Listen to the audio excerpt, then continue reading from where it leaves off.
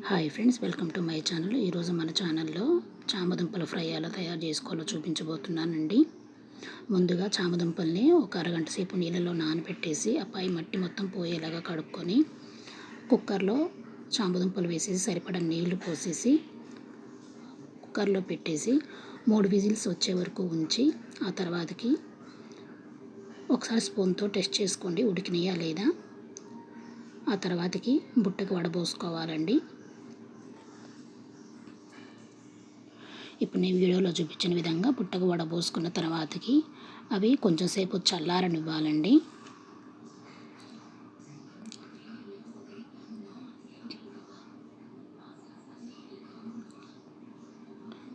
ఈ చామదుంపల ఫ్రై చాలా ఈజీగా చేసేసుకోవచ్చు, ఎంతో టేస్టీగా ఉంటుంది, పిల్లలు చాలా ఇష్టంగా తింటారండి. ఇప్పుడు చల్లారిన తర్వాతకి ఇలా పై పొట్టు తీసేసుకొని చామదుంపలు అన్నిటికీ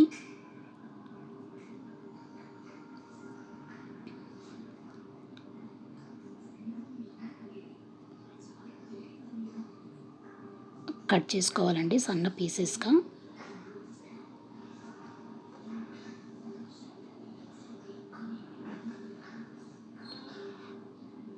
ఇలా అన్నీ కట్ చేసుకున్న తర్వాతకి డీప్ ఫ్రైకి సరిపడా ఆయిల్ పోసుకోవాలండి బాండీలో.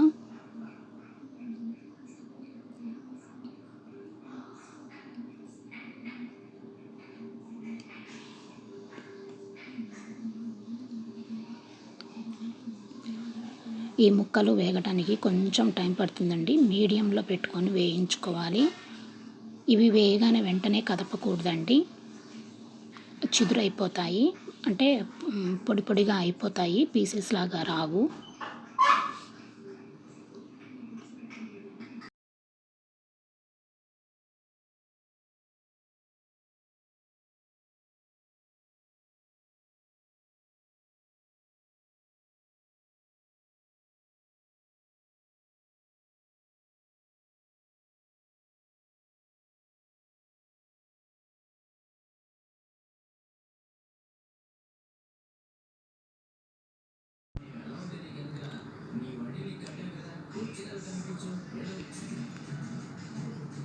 ఇలా సిమ్లో పెట్టేసుకొని బాగా వేయించుకోవాలండి ముక్కలు.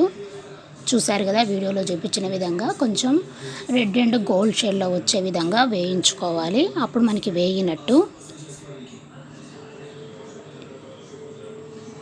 ఇప్పుడు స్టవ్ ఆఫ్ చేసేసుకొని వీటిని బుట్టకు పోసుకోవాలండి. మనకి ఆయిల్ అంతా ఉండదు, ఆయిల్ ఏమి ఉండకుండా ఉంటుంది. వీటిని మనం అలా వేయించి బుట్టకు పోసుకున్న తర్వాతకి మనం తినే ముందుగా మళ్ళీ ఒకసారి ప్యాన్ పెట్టేసి, నేను కడాయి పెట్టాను, కడాయి పెట్టేసి మనకి ఎన్ని ముక్కలు కావాలో అన్ని ముక్కలు, ఇప్పుడు ఒక్కొక్కసారి ఒక్కొక్కళ్ళు ఒక్కో విధంగా తింటారు కదా, ఒక్కో టైంలో దాన్ని బట్టి కొన్ని ముక్కలు అయినా వేయించుకోవచ్చు, లేదంటే ఒకేసారి అయినా వేయించుకోవచ్చు. అలా బాండిలోకి ఇంకా ఆయిల్ ఏం లేకుండా జస్ట్ ప్యాన్ ఫ్రై అంటారు కదా, అలా స్టవ్ ఆన్ చేసుకొని ముక్కలు వేసేసుకొని ఉప్పు, కూర కారము వేసుకొని మళ్ళీ ఒకసారి సిమ్లోనే అండి, హైలో పెట్టద్దు, మీడియంలో కూడా వద్దండి, సిమ్లోనే జస్ట్ లైట్గా వేడి వస్తే చాలండి, అంతే మనకి చామదుంపల ఫ్రై రెడీ అయినట్టే.